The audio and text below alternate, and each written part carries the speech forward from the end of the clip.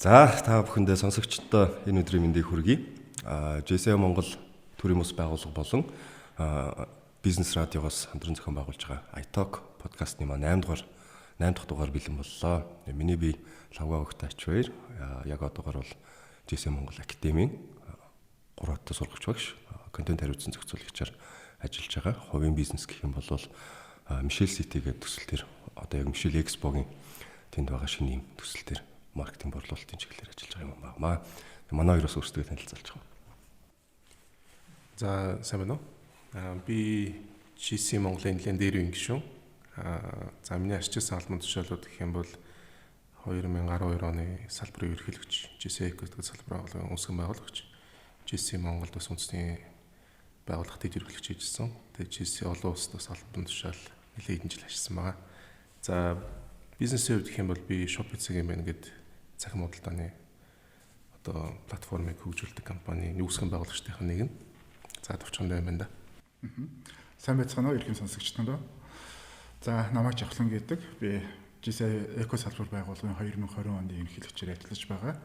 За ажил албан тушаалын хувьд гэх юм бол Монгол консалтинг сервис гэх компани ажилладаг. За манай компани маань ерөнхийдөө дижитал бүтээгдэхүүнүүдийг одоо өнөөдрийн сэдвтэй маш их ойролцоо дижитал багаж хэрэгслүүдийг бизнесийн үйл ажиллагаанд оновчтой ашиглах, нутагшуулах чиглэлээр зөвлөх үйлчилгээ үзүүлдэг компани байгаа. За тэгэхээр өнөөдрийн маань сэдв digital quotient гэж байгаа. Зарим хүмүүс бас DQ, TQ ч гэдэг. За quotient-уудыг бас intelligence гэдгээр нь авч байгаа тийм. DI ч гэж нэрлэж байгаа. Тэгэхээр энэ утга хүрээллийн хувьд бол бүгдээрээ нэг ойлголттой. Ер нь бол хүн одоо энэ аж үйлдвэрийн дөрөвдүгээр хувьсгалд хэр зэрэг одоо энэ гарч байгаа хурдцтай өөрчлөлтүүдэд бэлэн байна уу? Тэр гарч байгаа өөрчлөлтүүдийг өөрийн хувийн ур чадвар болгож хэр хурдан хэрэглээндээ нэвтрүүлж чадж гэнэ гэдгийг л үндсэндээ хэмжиж байгаа нэг юм хэмжүүрийн төрөл байгаа тийм. За тэгэхээр яг энэ хүрээндээ гурлаа өнөөдөр ярилцаад явна. Миний хувьд гэх юм бол саяхан бас нэг Ювал Ноа Харари гэдэг Sapiens гэдэг номыг бичсэн. Тэр хүний нэг нийтлэлийг болж уншсан юм л та. Тэгээ тэр хүн болохоор яг одоогийн нэг цаг үетэй холбоотой, коронавирустай холбоотой яг энэ DQ-тэй уялдуулаад их гоё нийтлэл бичсэн байсан. Тэр нь юу юм бэ гэхээр за мэдээч хэрэг энэ бол дэлхийн нийтийн гамшиг тохиолдож байна. Хүмүүс үнэх айгүй юм бэлэн бус байдалтай байх үед нь огцом юм одоо пандемикийн төвшөнд хүртлээ ингээ явж байна. Гэхдээ ийм зүйлээс ч гэсэн хэдүүлээ хүн төрөлхтнөрөө давуу талыг нь олж харах хэрэгтэй. Ямар давуу тал байгаа юм бэ гэхээр нөгөө нэгэнд болох ёстой байсан энэ нөгөө өөрчлөлтийг хөгжлийн өөрчлөлтүүдийг нэг өснө хурцгуур нь болж байгаа гэдэг талаас нь. Ямар талаар хурцгуур болж байна гэхээр сургалтын байгууллагуудын хувьд тийм. Одоо энэ томоохон ихтэй сургуулиуд, дэлхийн нийтийн ихтэй сургуулиуд Yale гэдэг ч юм уу тийм. Эднэр бол ингээд яг үндсэн сургалтынхаа хөтөлбөрүүдийг нөгөө мэрэгжил олгоод байгаа энэ хөтөлбөрүүдэд онлайн болгоод үнгүй хэлбэрээр нь тавьж байна. Тэгэхээр үндсэндээ бол энэ өөрчлөлтийг хэр хурдан болгож чадж гэнэ тэр хэмжээгээр одоо дэлхийн нийтийн хөгжилтэй хөл нийлүүлээд алхах юм байна л да. Энтэй ерөн санал нийлж байна. Миний хувьд 100% санал нэгдэж байна. За одоо нөгөө ажлын байранд ороход одоо нөгөө шалгуур гэдэг нэг үзүүлэлт байгаа тийм ээ. Тэгэхэд одоо хэдэн жилийн өмнө за барыг нэг 10 жилийн өмнө бол нөгөө төгссөн сургууль диплом гэдэг өөрөө маш их тийм чухал одоо индикатор буюу одоо хүн хүний ажил авахд айгүй чухалч хардаг байлаа л маш ихээр. Тэгтэл одоо сүүлийн үед ингээд харахад нөгөө мэрэгсэн нэгтлэн бодогч те PMP гэж одоо пимбокчин гэдэргээд мөр шинээр томьёонууд нэлээд их гарч ирж байна. За бүр энэ дотор ингээд манай IT-тэй холбоотой салбарт гэхэд одоо Agile Project Management сертификаттай хүн гэдэргээд эдгээр ингээ юунуудыг хараад үзэхэд дотор заавалч гэж бакалаврын зэрэг гэдэг зүйлсийг шаарддаг байна. Бүр магистр эдэр бүр шаардахгүй байна л да. Тэгэхээр энэ зэргүүдийг яаж авч ийна гэхээр нэгдүгээр хувь хүн бие даагаад суралц өгчөөд тэгээд тодорхой одоо нөгөө нэг шалгууруудыг хангаад шалгалтыг өгөөд тэнцэн тохиолдолд тэр сертификат барыг цаасаарч юм ахгүй зөвхөн мэйлээр нэг сертификат аваад ирж чинь. Тухайн өөрийнхөө кодыг одоо интернет хийгээд ороход тухайн ажил горлогч юм уу хувь хүний талаар код хийхэд бүхэл одоо референс тодорхойлолт нь гарч ирдэг ийм хэмжээнд очиж байна л да. Тэгэхээр бол Өнөөдөр дэлхийд даяарх одоо боловсролын систем өөрөө шал өөр болж эхэлж байна. Өөр 100% өөр болж. Одоо баг англи хэлтэй юу, IELTS-тэй юу, TOEFL-тэй юу гэж бид баг яриа сурчлаа тий. Түүнээс ч мөсийн англи хэлний анги чи төгссөн үү гэж баг асуухгүй болж байна. Тэгэхээр бол энэ цар тахал гэж одоо нэрлэгдээд байгаа өвчнөний үеэс өмнө энэ шилжилт хүчээ эхэлсэн байжээ. За магадгүй одоо энэ дахал жоохон удаан үргэлжлээд эхлэх юм бол ийм онлайн одоо сертификатууд бүр их одоо хүчтэй болох байх. За үнийг одоо баталгаажуулдаг accreditation процесс нь өөрөө бүр одоо ихтэй сургуулийн одоо диплом авахдаа бүр одоо илүү хүн төвшөнд очих байх. Тэрнээс илүү. Тэгэхээр нөгөө үн цэнтэй байдал, хүлээн зөвшөөрөх байдал бол асар их хэмжээгээр өснө гэсэн үг. Тий, ер нь бол тэгэл тэгж хэлэх гээд байна л да. За тэгэхээр та хоёр маань за ер нь гурлаа бол одоо ингээ бизнесийн байгууллагад ажиллаж байгаа хүмүүс тодорхой хэмжээгээр амжилтанд хүрсэн. Тэгэхээр одоо энэ Shopify гэдэг платформыг бол би өөрөө айгүй түгээмэл хэрэгэлдэг байхгүй юу. Тэгээ надад бол айгүй амар байдаг. Ягаад гэвэл дотор нь сонголтууд айгүй олонтой. Гэхдээ одоо ингээ ажлын байран дээр ингээ хүн авлаа гэхэд одоо мэрэгжлийн юу гэдэг платформ хөгжүүлэгч гэхээсээ илүү ер нь хувь хүний ямар ур чадваруудыг нь голчилж хүн ажилд авдаг бай. За яг хөө манай хувьд бол яг нэг үйлчлэг бид нэр ертөнцийн дээр нөгөө нэг төгссөн сургууль мургуулыг харддаг. Маа сургууль төгсөөг хүмүүс ч зөндөө ажилдаг. Тэгээд яг бид хэд ямар чадварыг харддаг гэхээр нэгдүгээрт ер нь бол тухайн хүний сэтгэлийг харж байгаа. Энэ хүнийг юмны хойноос тултлаа явж чадах уугүй юу? Багийн ажил баг болж ажиллаж чадчих нүггүй юу гэдгийг л харж байгаа. Ер нь яг нэг аюул олон хүмүүс залуучуудыг ч юм уу ингээл ажилд аваад хараад үзэж байхад тийм одоо яг харж байхад нэг хэсэг нь бол ийм нэлээд тийм жоо хэлбэр талтай болсон залуучууд аюух байна. Ингээл нэг гоё контент, нэг гоё кофе шопд суугаал те, гоё ингээл ремотоор ажилдаг те. Гэхдээ яг шинэ юм бүтээгээд шинэ юм босгож ирж явах үед бол яг тэр бидний нөгөө интернетээс үздэг шиг тэр Facebook-ын ч юм уу Google-ын гоё тэр тим оффист ажиллаад ингээл дуртай юм хийгээл ном уншаал кофе бол тийм боломж бол юу байдгүй. Энэ бол худлаа зүйл. Компани өөрөө томроод гараад ирсний дараа энэ боломжуудыг бүрдүүлж эхэлж байгаа. Тэгэхээр бидний хувьд бол нэлээд тийм жоохон дайчин юмны хойноос тууштай явдаг хүмүүс гэл авдаг л да. Албан тушаалын хувьд бол их сонирхолтой. Бидний ер нь бол хийсэн юм химиг урд нь ямар нэгэн компани ч юм уу урд нь хийсэн байх магадлал нь аягүй бага байдаг. Дандаа л манайх эхэлж яадаг. Тэгээ эхэлж хийж байгаа учраас нөгөө нэг хүндрэлтэй тулгардаг. Тэгээд энэ шинэ албан тушаалууд их бид нар бас дотроо гаргаж ирнэ. Жишээлбэл бусад компанид байдгүй албан тушаалууд манай дээр байдаг гэдэг ч юм уу тийм.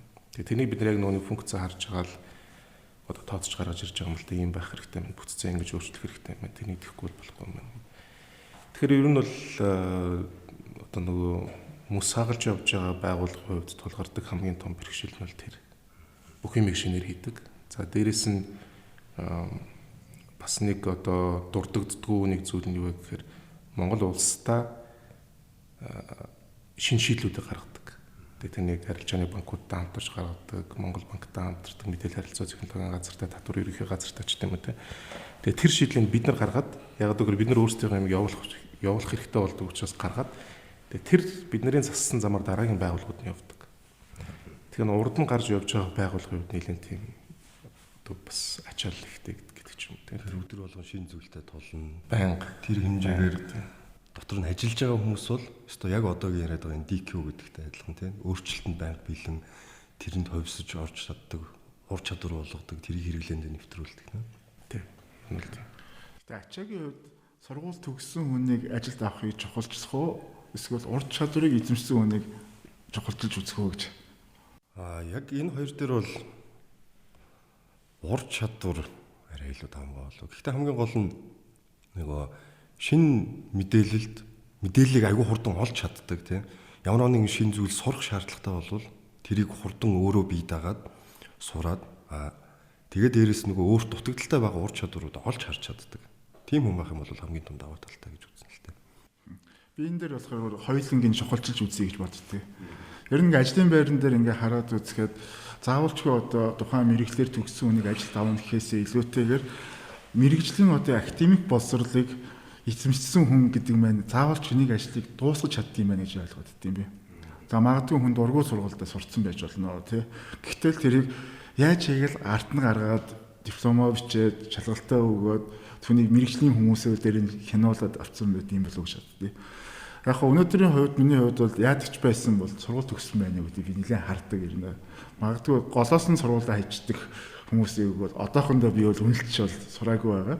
Гэхдээ хоёрдугаарт бол тухайн одоо ажиллаж байгаа салбарт маань ур чадварыг эзэмших талаар тэр хүн ямар хичээл зүтгэл гаргаж ажиллаж байгаа юм бэ? Яаж хэрхэн яаж өөрийгөө хөгжүүлж байгаа юм бэ гэдгийг бол би хардаг.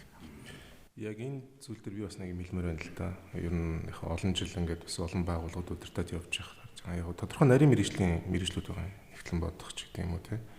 Одоо инженер гэдэг ч юм уу, барилгын инженер гэдэг ч юм. Энэ мэргэжлүүдийн хувьд бол заавалшгүй сургуулийн төгсөх шаардлагатай. Ягаад эсвэл эмчч гэдэг юм уу те. Тэр бол одоо зайлшгүй. Тэрнээс бол сайн дураараа тийм одоо сэтгэхэд эмч болоод тийм л гэж байхгүй. Энэ бол өөрөөр тэр нэг суур ойлголтыг заавалж байх хэрэгтэй болчихж байгаа. Тэгээд нөгөө сүүлүүд бас ажиглагдж байгаа нэг зүйл гэх юм бол жишээл гадаад сургууль төгсөөд ирсэн залуучууд аюу хэрж байна л та. Тэр нөгөө одоо жишээл Америкийн хувьд гэх юм бол нөгөө нэг аюу хангалттай өндөр түвшинд хөгжсөн. Тэгээ аюу олон төрлийн ажлын байрууд бий болцсон. Тэгэнгүүт одоо нэг мэргэжлийн дотор нь аюу олон задлж нөгөө нэг сургадаг. Тэгээд сурчаад тэр мэргэжлээрээ буцаад Монголд хүрээд ирэхээр яг тэр мэргэжлээр ажиллах нөгөөний ажлын байрууд нь аюу ховор байдаг те. Яг одоо бидний хувьд нөгөө нэг хангалттай ингэж нөгөө задарч чадаагүй учраас тэр нөгөө нарийнслууд нь байдгүй. Тэгээд аюу мундаг сургуульд төгссөн хүн үржээд яг ингээд юм аюу ихнээсээ сурах тийм тохиолдлууд энэ зөндөө гардаг тий. Тэр хөрсөн дээр буух гэж болох заалтдаг гэдэг талаас нь. Яг хөрсөн дээр буун гэхээсээ илүү нөгөө сэтгэл зүйн ялгаа болчихж байгаа. Сэтгэл зүйн ялгаа, хоёрдугаарт юмд хандж байгаа хандлага, за дээрэс нь эсвэл нөгөө одоо жишээлбэл Америкийн хувьд юмыг арай өөр аргаар хийж болдог бол Монголд хурж ирэх юм бол өөр арга тэрнээс шалтгаас өөр аргаар хийх хэрэгтэй болдог гэдэг ч юм уу те. Тэрэн дээр л асуудлууд үүсдэг. Эсвэргээр харин Монголдоо байсан тэр боломж нь гадагшаа тогтшоо явах боломж нь олдоогүй байсан залуучуудын хувьд бол одоо тэр ажил аягүй сайн хийдэг. Яг нэг надад олдож байгаа боломж гэдэг утгаараа зуурдаг тэрнээс. Зуураа тэрнийхээ хойноос юм одоо дайчин тэ явж чаддаг. Бас тийм ялгаанууд юу нэг ажиглагддаг. Гэхдээ яг тийм төгс заавалч үт юм байх хэрэгтэй үгүй биш л нийтлэг ажиглагдахад бол хадж яхад бол тийм. Тэгэхээр гурлаа энэ бас аягүй их сонирхолтой сэдв байгаа юм л та. Ер нь бол нөгөө gig economy гэж яриад байгаа тийм. Зарим нийтлүүдийг ингээл уншихаар бүүн болж юм л гэх юм. Зарим нь болохоор gig economy бүр саарж байгаа гэж ойлгоод байгаа. Gig economy гэхээр нөгөө цагийн ажил. Тэгэхээр би одоо жишээлбэл нэг хилтэй байлаа гэж бодоход нэг компанитай гэрээ байгуулад part timer тэгээ танаар шаардлагатай юм орчуулгын ажил гарах юм бол тэрийг нь орчуулж явах юм хуулийн харилцаатай тийм. Тэгэхээр иймэрхүү байдлаар хүн өөрт байгаа ур чадваруудаа давуу тал болгоод тийм талд өөр янз бүрийн ажлууд хийгээд явах. Тэгэхээр нэг үндсэндээ нөгөө хуучны нэг ажлын байран дээр одоо юу гэдгийг 9-оос 6 цагийн хооронд ажиллах хэрэгтэй гэдэг энэ ойлголт нь бүр саарж байгаа гэл байгаа. Зарим нь болохоор бүр эсрэгээр яриад байгаа. Тэгэхээр энэ дээр ямар үзэлтэй байдаг вэ? Өнөөдрийн ярьж байгаа сэдвтэй холбогдуулаад нөгөө дикүүгээл ярьж байна л да бид нар тий. Тэгэхээр нэг энэ захим одоо энэ соёлын хүрээнд бол нэг юм T-shape гэдэг нь ойлголт гараад байгаа. T гэдэг маань T үсэг нь болохоор юм бүх талын өргөн хэмжээний мэдлэгтэй ерөнхийдөө. Тэгээд А үсэг нь бол deep буюу нэг альва нэг юм гүн гүнзгий сайн судалдаг гэдэг. Тэгэхээр бол нөгөө өнөөдрийн боловсролын төвшнүүдээр хараад үзэж гисэн нөгөө мэрэгжлийн ментор зөвлөхөд яриад байгаа. Дор хаяж нэг 2 мэрэгжлийг эзэмшээ тий. Эндээс нэг аль нэгээр нь бүр холимог юмар нь бүр гүн гүнзгий маш сайн одоо deep буюу гүнзгий сайн судлаад байгаа гэж тий. Тэгээд энэ маань өөрөө ялгарл болоод нэг хувь хүний илүү нэг брендинг ялгарл гэдэг зүйлс рүү болно гэдэг энэ зүйлсийг ярьж байна л да. Тэгэхээр магадгүй үнэхээр одоо 2 шал өөр мэрэгжлийг холбож аваад тэр голоос нь ингээд хамгийн чухал нандин имийг нь бүр гүн гүнзгий судалсан хүний хувьд тэгээд ажиллахад бол ялангуяа одоо яг тэр ховор одоо ур чадвараа цагаар үнэлгээ зараад ажиллахад бол ажил амьдрахад бол хангалттай хэмжээний орлого болж байгаа. Гэвтэл одоо генерик буюу ерөнхий мэдлэгтэй тийм ээ.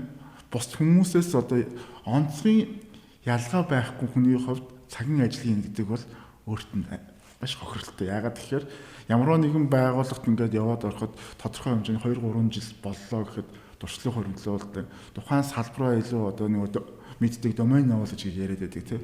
Тухайн салбарын илүү гүнзгий мэдлэгтэй болдог. За магадгүй нөгөө талаар нөгөө харилцагч нарынхаа, хэрэглэгч нарынхаа удирдлагуудынхаа нэг зан харан шунгууд мэддэг болоод ирэхээр магадгүй цагийн ажил хийснээс илүү их хэмжээний одоо үр ашгийг хүртэх болцоод. За магадгүй Монгол компаниуд дээр бүр дийлэгтэй байдаг тий. Доктор суурьшилтай олон жил ажилласан гэдэг нэг сайхан нэр томьёо байдаг тийм ээ. Тэр тодорхойлт ч гэсэн орохыг болохыг үүсэх гэсэн. Тэгэхээр бол миний хувьд миний бодлоор та аль сонголтыг хийж болно. Танд амьдралын олон төрлийн сонголт байгаа. Хэрвээ та үнэхээр л бусдаас ялгарсан нарийн мэдлэгийг өөртөө бий болгож чадсан тохиолдолд богинохон цагаар өөрийгөө өндөр үнэлээд өөрийгөө дэлхийн хаанч зарж болно тийм ээ. Өөрийн мэдлэг. Тэгж чадаагүй бол та магадгүй аль нэгэн томоохон байгууллагыг бараад явж явах танд зөвлөлттэй байхыг үгүйсэхгүй. Тэр ямар ч хэлсэн нэг мэрэгчлэр бол эхлээд төгсрөтгөө. Гэхдээ юу зөвлөж явахаар хажуугаар насны дагалдах мэрэгчлэлтэй бай гэж байна. Энэ хоёр мэрэгчлэл нь хоорондоо уялдаа холбоотой байж илүү үр дүнтэй болох байх тийм үү? За уялдаа холбоо нэг чухал биш болоо гэж бодож байна. Одоо жишээлбэл би өөрийнхөө амьдрал дээр жишээ авахад би өөрийнхөө мэдж байгаа болохоор хэлэх гээд байгаа шүү. Өөрийгөө үйлгэж ярьж ингэж битээ одоо магадгүй би хэдэн жилийн өмнө нөгөө төрийн удирдлагаар нөгөө магистрийн зэрэг хамгаалах шанс олцсон нөгөө scholarship болцсон одоо тэгтээ Монголд бол да. Тэгээд яг тухайн үед би жоохон цаг замны үед болцоотой байсан. Тэгээд төгссөн л да. Тэгээд яг миний суур одоо сонирхол IT байсан. Тэгээд одоо миний ажиллаж байгаа төслүүд дээр голцоо төрийн байгууллагын одоо захим засаглал өдр гэдэг ийм сэдвүүд рүү ороход надад аюул том давуу тал болж байгаа. Ягаад тэгэхээр би тодорхой төвшөнд IT-гаа мэддэг, тодорхой хэмжээний new одоо public administration гэдэг зүйлийг мэддэг, төрийн удирдлагыг мэддэг. Бас нэг номын үзээд ногоотой шилэг нууцсан. Инхээр энэ хоёрыг би магадгүй тухайн үед бол чи өгснээ наадхаас сурж байгаа юм байна. Тэгээд төрд ажиллахгүй юм байж бизнесийн удирдлагаараа төгснө үедээ гэдэг намайг олон хүн шүүмжилжсэн хэдий боловч өнөөдөр энэ хоёр хослох шаардлагаас надад ингээд гарч ирж байгаа. Тэр ер нь бол хоорондоо нэг жоох авцалтаатай байж үр дүнтэй л болох гэдэг юм. Тэр авцалтайг заавалч гарах гэдэг хэрэг. Миний бодлоор бол энд нэг буруу ойлголт яваад байгаа. Тэр ялангуяа залуучуудын дунд ингээд би нөгөө нэг ремотоор ажиллана тий эсвэл би одоо part time ажилладаг ингээд фрилансер гэдэг ч юм уу. Гэхдээ энд бид нар нэг юм аягүй сайн ойлгох хэрэгтэй. Та үнэхээр өндөр түвшний эксперт, the advisor мөн бол таныг одоо өөрч авчираад нэг өдөр ажилуулад одоо тий гол шийдлүүдээ гаргуулад тэгээ тэрнийхэн төлөө өндөр мөнгө төлөө явуулж байгаа бол ондоо асуудал байхгүй. Зарим нэгэн одоо ажлуудыг бол жишээлбэл гэрээгээр ч юм уу зайнаас хийлгэж болно фрилансеруудаар ч юм уу. Гэхдээ нэг юм бас ойлгох хэрэгтэй. Хизээж фрилансеруудаар бол за жишээлбэл технологийн компаниудын хувьд бол үндсэн core систем, архитектур эднэр бол гаргуулдаг. Тэр бол яг л үндсэн одоо өөрсдийн баг хийж идэг тийм. Тэгэхээр нөгөө нэг дотроо нөгөө нэг ялгаатай л да. Зарим нэгэн ажлын байрнуудын хувьд бол жишээлбэл залуучууд нэг оюутан багтаа ч юм уу одоо яг нэг мэрэгчлээ болоод яг үндсэн өөрийнхөө нэг ажилдаа гарахаас өмнө хийдэг ажлууд байна тийм. Тэр үл хийдэг. Тэр нь бол урсгал аяг өндөр байдаг учраас бүгд тэрнийг ойлгодог юм хүн бол 6 сар ажиллаад хаяа явахд бэлэн. Эсвэл 3 сар ажиллаад хаяа явахд бэлэн. Тэглээгээд би одоо өөрөө муу ажил олгох гэж бодох хэрэггүй те. Тэр бол угаасаа л тийм байхгүй. Тэр нүг ажлаасаа функцүүдээс хамаарат эдгээр нь өөрсдөө өөр болчихж байгаа. Тэгээ яг түрүү миний нэг хэлснээр бол нөгөө нэг хүн олон мэрэгжил ч юм олон юм ер нь оролдоход бол буруу юм байхгүй. Гэхдээ нэг юмыг хөгжүүлэх хэрэгтэй. Тэрний үг логик сэтгэлгээ. Ер нь логик сэтгэлгээг аюул зөв хөгжүүлж чадах юм бол ямар ч ажлын байран дээр ямар ч албан тушаал дээр очисон тэр хүн өөрөө мэддэг бөгөөд мэддэггүй юм хооронд нь уялдуулж чаддаг. Тэ логик нь одоо олж чадна гэсэн үг. Логик нь олж чадахгүй хүмүүс аюул олон диплом эзэмшсэн ч юм аюул олон юм хийгээд үтцсэн гэнээсээ үр дүн гарч өгдөг. Одоо нэг юм арталт нь одоо ингээд өсөрч гарч ирч чаддгүй тэ. Ягаад гэвэл тодорхой цангилаа нэг тодорхой нэг одоо найрлага гэдэг ч юм уу тэ. Тэр юм барьж авч чаддгүй учраас. Тэгэхээр миний бодлоор бол хүн олон юм эзэмшиж болно. Гэхдээ логик сэтгэлгээ гэдэг бол хамгийн түрүүнд хүн бол хөгжүүлж явах хэрэгтэй. Ер нь бүх одоо мэрэгжил бүх одоо ажлын хувьд бол тэр үндсэндээ бол сая одоо ингээ мэрэгчлэлээр ярихад яг үндсэн гол ялгаа нь юу гэхээр ангаахын салбар дээр жишээ авъя л да тий. Та үнэхээр ингээд тархины мэс засчилж болмоор байгаа бол тэрийг яг практик дадлын эзэмшээд хамгийн мундагаас нь суралцаад өөрийнхөө ур чадварыг насан туршдаа хөгжүүлээд нэлээд хэсэг хугацаа явсны дараа та мэрэгжил юм болно. Гэхдээ нөгөө талдаа нөгөө нэг дагалдах одоо жишээлбэл зүгээр нэг эмчилгээний хувьд хүн биеийн өвдлөө гэхэд тэрэн дээр зөвлөгөө өгдөг ийм ур чадвар бол ремотор хийчих болно. Яг үнэхээр та нарийн мэрэгжлийн болохын тулд тэрний хараас цаг хөдөлмөр ингээд зарцуулах шаардлагатай гэдэг тийм. Ямар ч арга байхгүй тийм. Тэгэхээр одоо нэг зайны мис засалч гэдэг ойлголт бол байхгүй байна шүү дээ. Тэгээд тэр ялангуяа унж босч заавалч үүсэх хэрэгтэй. Тийм. Failure гэж нэрлэж байгаа хэлж байгаа тийм. Заавалчгүй алдаж унж struggle хийж тийм. Шатаж тэгжи гарч ижил хүн өөрөө яг эксперт одоо болж байгаа. Тэр нэг Блумен зарчим гэдэг байдаг шүү дээ. Нэг бол тавид мэдэх байх. Тэгээд нэг хийж үзсэн бол мэддэг болдог, хоёр хийж үзсэн бол ойлгодог болдог, гурав хийж үзсэн бол гэдэг. Хүнийг юм айгүй болоод хийж үзчихэж хамгийн сүүлд нь задлж байгаа юм тийм. Би өмнөд хийсэн энэ олон юм ингээд задлаад за эн чи би яг юу хийдсэн бэ? Тэгээд тэр задлсан юм буцаж дахиж ухсрахтаа simplify буюу тэг хэлбэршүүл тэгээд буцаж ухсарч гаргаж ирээд тэгээ инновац өөрөө гарч ирж байгаа байхгүй. Инновацийн дүрмигчсэн бид нар ингээд сайн задлаад дотор нь үзэх юм бол инновац төр бол альва шинэ гарч байгаа юмд өмнө хийжсэн юмнийхаа бол одоо 20% нь инновацыг заавч одоо макстай 20% шингээх хэрэгтэй гэж байгаа. 20-с хэтрээд эхлэх юм бол нөгөө нэг процесс өөр алдагдаад эхэлдэг. Тэрийг 20% дээр барих хэрэгтэй. Тэгэхээр энийг ингэж нөгөө айж хүн хийж ингэж задлж оруулж тэ буцаж ухсарч ингэж хийж байх хэрэгтэй байдаг л да юм. Тэгэхээр нөгөө нэг мэрэгшин гэдэг бол одоо зайлшгүй л одоо өөр арга бол байхгүй. Би нөгөө ярианыхаа эхэнд нэг нийтлэлийн тухай төрчихсөн те. Тэгэхээр энэ нийтлэл дээр бас нэг онцлог сонирхолтой юм юу вэ гэхээр одоо энэ нэгэнт бий болцсон нөгөө өмнө нь байсныгаа хэдүүлээ хурцсгаад ер нь байх боломжтой ажлын байруудыг бол ер нь гэрээсээ ремотор хийх боломжтой. Тэгээ энэ рүү хүмүүс бүр ингэ шилжчихлээ. Одоо хуучин бол юу гэдгийг за нэг Google Drive дээр cloud computing дээр тийм. Гэхдээ хоёулаа наадах чинь зүгээр нэг дундаа нэг Word документ нэгээл ингээ хийчихэл та гэхээр нэг хөдөлж өгдөг тийм. Хэдүүлээ хуралцуулаа зүгээр онлайнаар хийчихэл та гэл тэгэхэд яах юм бэ? Нүүр харилцаж байгаа ярилцвал гоё штэ гэдэг ч юм уу. Тэгэл одоо нөгөө хүчээр ялтчихгүй хүн хүнийг ингээ хүл хориодогтойгоо гэр гэртэн тавьчихаар хүссэн үсээгүй онлайнаар хуралдах. Хүссэн үсээр гэрээс хүсээгүй гэрээс ажиллах. Тэгээ энэ эргээд өвчин зовлон алга болно. Энэ хэв загвар нь амьдралын хэв маяг нь үлднэ гэдэг байгаа байхгүй юу? Яг би бол надад ч санал нийлэхгүй. Сая одоо жишээлбэл вирус гараад ирсэн айгу дэлхийд даяараа л одоо гэрээсээ ажиллаж байна. Манай Монгол компаниуд тэгж. Тэгээд юм систем дээр бол гэрээ ажиллаж байгаа компаниудын хувьд бол бүтээмжил хасар буурч байгаа. 70-80% бол үсэг буурцсан. Гэхдээ зөв нэг эдийн засаг нь өөрөө нөгөө нэг удаашрцсан тий болохоор яг магадгүй болоод ах шиг болж ин гэж үзэж байгаа. Гэхдээ яг амьдрал дээр бол нөгөө нэг өмнө явж ирсэн уламжлалт аргууд бол буцаад энэ вирус гарахтахаар бол буцаад л сэргэнэ. Яг мэдээж зарим нэг юмыг бол бид нөгөө нэг яг физикли бичлэг хийдэг байсан юм яг за энийг онлайнаар хийж болох юм байна шүү дээ гэд хүмүүс бол тэр одоо юмнуудыг бол авч үлдэх байх. Тэрнээс үл ажил болох одоо нэг прожект дээр нэг төсөл дээр хамтарч ажиллах тэрнийг одоо brainstorm хийх те эсвэл үүдээ нэг гэрээн дээр ажиллаж байгаа хоёр мэрэгчтэн тэр гэрээнийхэн зүйл заалт үг болгон дээр нийлж ажилладаг ч юм уу те тэд нар бол бүгд л яг л хэвээрэл үлдэн. Тэгэхгүй бол одоо яг жишээн дээр юм л дээ яг нэг дор суугаад ажиллаж байгаа баг 5 хүнтэй баг гэрээсээ ажиллаж байгаа 5 хүнтэй баг хоёр хооронд өрсөлдөх юм бол гэрээсээ ажиллаж байгаа баг бол ер нь үгүйсэл одоо ялагдана энэ бол та гарцаа байхгүй ягаад гэвэл нөгөө нэг шийдвэр гаргаж байгаа юмыг маш хурдан барьж авч нөгөө нэг явж хурдан алдна гэсэн. Тэгэхээр бол би бол одоо ингээл жоохон гадуур ингээл хүмүүсийн яриад байгаа юмд бол би бол тийм 100% санал нийлэхгүй л. Яг гэрээсээ ажиллах нь одоо л зайлшгүй хэрэгтэй зүйлүүд нэг болцсон. Гэхдээ энэ бол шинэ бизнесийн соёлыг бол авчрахгүй. Гэхдээ одоо энийг бүр ингээд цааш нь жоохон ургуулад жоохон фантазлаад үзье л та тий. Үнэхээр боломжтой ажлын байруудыг бүгднийг ингээ гэрээ гэрээсээ хийдэг болчлоо. Уулзаж ярилцах шаардлагатай юмнуудаа бүгдээрээ гэр гэрээсээ онлайн конференц хийдэг болчлоо. Ингэж байгаа нөхцөлд нөгөө нэг бидний яриад байдаг төгжрөл буурахгүй юу? Нөгөө нэг яриад байдаг тэр нөгөө агарын бохирдол гэдэг юм чинь хүмүүс машин тэргээ унаал явахгүй болвол эн чинь багаснаа да тий. Манай компани дээр бол одоо өнгөрсөн 2-7 хоногийн өмнөөс гэлээ манай ажилтнаас санал гаргасан. Бүгдээрээ 7 хоногийн нэг өдрийг яаж ажил дээр очиж ажиллая гэд. Яасан бэ гэсэн чинь нөгөө ажил хийж байгаа утга нь байхаа болж гин л дээ.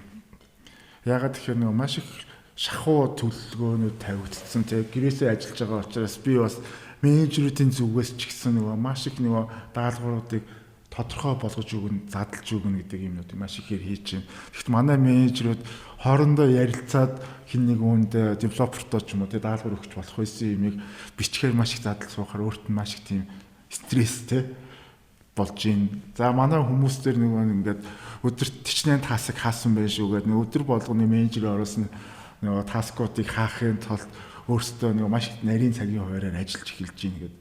Тэгээд эргээгүй бодохоор нөгөө хүн ажил хийж байхдаа тодорхой хэмжээний кайф авдаг байсан байна гэдээ ярьж ин л да манайхан. Яасан гэж хоорондоо юмэрээ сууж байхад нэг нь одоо нэг жоохон магадгүй нэг сансаргүй гимгүү үйл хийхэд биенийгээ шоолж инээдэг тийм ээ. Нөгөө ажлын завсар бас нөгөө хувь хүний харилцаа гэдэг зүйлс нь маш чухал байт юм байна л да. Тэгэхээр тэр зүйлсүүд нь байхгүй болохоор эргээгээд бас тэр зүйлийг санаалж байна гэж ярьж. Магадгүй дангээ гэрээсээ ажиллахаар амар өндөр бүтээмжтэй ажиллаж болж байна. Гэхдээ энэ төр чинь тэгэх амжилтыг олцоод яах юм бэ те? Хүн чинь бас нөгөө нийгмийн амьтан гэдэг хэрэгцээгээ хангамаар байна гэдэг тэр зүйлсийг манай ажлынхан бол ярьчихлаа. Тэгэхээр бол магадгүй манай байгууллагын хувьд бол тодорхой тооны өдрүүдийг цагуудыг бол бүр ажил дээрээ бид нар цугларч ажиллаа хийя гэдэг зарчмлуу шилжих байх. Мэдээж бол өөр зарим нэгэн гэрээсээ ажилладаг төслүүдийг би одоо надад ийм шалтгаан байгаа учраас би гэрээсээ ажилламаар байна менежерээ гэдэг тийм хүслүүд бол ирдэг болно. Тэрийг бол зөвшөөрдөг болно. Гэтэ бол хүмүүс бол хүсэж ажил дээр ирдэг болох юм байл гэж бодож байна. Тийм бүгд гэрээсээ ажиллах юм бол айгүй утгагүй ертөнц суурь бий болно л доо. Тэгээд тэр эмэгтэй хүмүүс хинт зориулж гоё хуцаа өмсөх юм тий. Тийм яг одоо зүгээр нэг ажлын 8 цаг явж. Тэрнээс орой гараа суучлаасаа хийдэг бол тийм ч өөр бүгд нэг хэсэг байхгүй юу? Эсвэл бүгд нэг баг хамтарч ажиллаад хоорондоо муудалцаад ойлголцохгүй байжгаад ажил дуусаад нэг газар суугаад тэг хоорондоо муудалцаад одоо нэг ганц юм задлаад ч тийм үү. Тэгээ буцаад нөгөө багийн teamwork сайжирдаг тийм. Энэ бол яг амьдрал дээр үнэн байхгүй. Тэгэхгүй бид нар чинь бүгд юм зомби болох гэдэг шүү дээ. Зомби болох талаар нэг юм яриад байна. Би бол тэрнийг бол тийм гэж бодохгүй байна. Сургалтын системийн хувьд чинь бид нар аваад үзэх юм бол класс ангийн хичээлийн хувьд бол бүтээмж хамгийн өндөр. Муу дүн авах анги дээр одоо ч бол бус хүүхдүүдтэйг нийлээд хичээлд суух багшаасаа яг өөрөөс нь юм асуух бид нар гэдэг бол тухайн оюутныг өөрийг хөгжүүлж байгаа байхгүй. Айгу өндөр түвшинд хөгжүүлж байгаа гэж байна. Зүгээр яг онлайн хичээлийн хувьд бол нөгөө нэг багшийн одоо нөгөө залхахтлаа ингээл ярьдаг зүйлийг тэр багшид гэж зовоохгүйгээр одоо тэний нэг видео одоо онлайн хичээлүүд ч юм уу курсуудыг бий болгоод тэр хүн тэрнээсээ мэдээлэл аваад стоп хийгээд одоо ашиглахад бол болж байгаа. Яг нөгөө хүн өөрөө тэр өөрийнхөө сурсан юмыг бэхжүүлж гаргаж ирэхэд бол өсөөсөө нөгөө семинар ангийн хичээлүүд хэрэгтэй болно. Тэгээд бусаад нөгөө ангийнхан хүүхдүүдтэй хоорондоо өрсөлдөх, socialize хийх бид нар өөрөө зайлшгүй байх ёстой зүйлүүд байхгүй. Тэгэхээр бол би миний бодлоор бол тэгж 100% тэгэл нэг тийм миний дараа бол тийм ертөнц бий болно гэж байхгүй байх л та. Зүгээр хэсэг бол хүмүүс бол харин бие биентэйг ойртох сайн энэ бол бий болох байх. Гэхдээ тоочны тодорхой таскийг өгөөд за гэрээсээ ажиллаа нөгөөдрөө уулзъя гэхэд бол хүн бол хийгээд ирдэг юм байл. Тэгээ менежерүүдийн хувьд тэр яг болж ийн үү те? Болж байна. Гэхдээ даалгавраа маш тодорхой болгож өгөх, тухайн хүнд ойлгуулах тэр зүйлсээ бид нар хийж л чадах юм бол менежерүүдийн хувьд тодорхой тооны юм ажлууд дээр одоо хүний фокус хийхдээ төвлөрөх тийм шаардлагатай тохиолдолд гэрээс ажиллахад бол болох юм байл. Гэхдээ байн хүнийг тэгэл ах юм бол хүн бол бүтээмжгүй болох юм байл. Эхний нэг манайх чи эхний нэг 14 хоногт амар бүтээмжтэй ажилласан шүү дээ. Тэгэл одоо ингээл жоохон буураад эхэлж байгаа. Тэнгүүт нь ажил дээр ингээл хамт олноороо уулзаад жоохон инээж хөрөлдөөд тэн чинь инээж хөрөлдөөд баг юм хийхгүй байгаа шүү дээ, ажиллаа хийхгүй. Тэнгүүт маргаашаас нь дахиад бүтээмж нэмэгдээд эхэлж байна. Тэгэхээр хүн бол бас энэ техникэл скиллүүдийг бол суралцаад эзэмшээд бол ажиллах хэрэгтэй юм байна. Гэтэ энэ хүн бол байгууллага бол нэг заавалч л холих хэрэгтэй юм гэж бодож байна. Энэ дээр зүгээр миний бодлоор бол хувь хүмүүсийн өөрсдийнх нь одоо digital knowledge гэдэг юм уу skill гэдэг юм ярихаас илүү миний бодлоор одоо цагууд байгууллагын өөрсдийнх нь одоо технологи digital knowledge гэдэг юм бол хэрэгтэй болчихж байгаа. Жишээл Монголд байгаа ихэнх бизнесүүд бүгд одооны байгаа компаниудын байр суурь олцсон компаниудын хувьд бол яг энэ digital transformation-ыг аягүй ойлгодог компани зөндөө байдаг л та. Ойлгодоггүй тийм. Тэгтээ хин ойлгодоггүй гэх нэг тухайн бизнесийг авч явж байгаа амин сүнс нь болж байгаа хүн нь өөрөө ойлгохгүй болохоор доотлолт нь байгаа хүмүүс бол юу ч хийгээд нэмэргүй байдаг гэдэг ч юм уу тийм. Тэгээ тэнийг зөвхөн ойлгоход тэгээд бид нар одоо цахимжуулах хэрэгтэй юм. Юуг цахимжуулахдаа одоо цахимжуулах хэрэгтэй, юуг бид нар маргааш цахимжуулах хэрэгтэй. Ямар хэрэгсэл бид нар ашиглаж цахимжуулах хэрэгтэй. ямар албан тушаал дээр ямар ажлын байран дээр бид нар ямар хэрэгслүүд төлөвлөдөө бид нар өгөх ёстой юм. Юуг нь хооронд нь холбох ёстой юм бэ гэдэг. Одоо тэр нэг байгууллагын тэр нэг одоо нэг архитектурчлал гэх юм уу, тэр менежментийн архитектурчлал гэдэг юм уу, тэр зүйл хэрэгтэй болоод эхэлж байна.